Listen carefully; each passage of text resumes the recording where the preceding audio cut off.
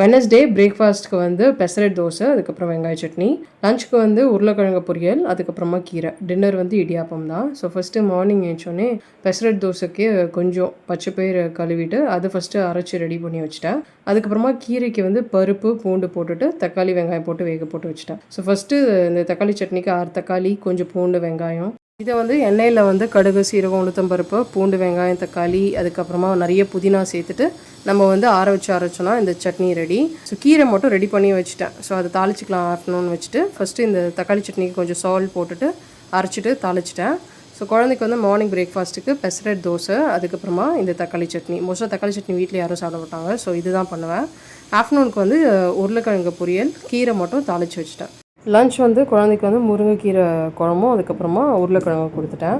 Dinner வந்து தேங்காய் first ready பண்ணி தேங்காய் பால் எடுத்துகிட்டு இடியாப்பம் செஞ்சுட்டேன். ஸோ டின்னர் வந்து இடியாப்பமும் தேங்காய் பாலும்.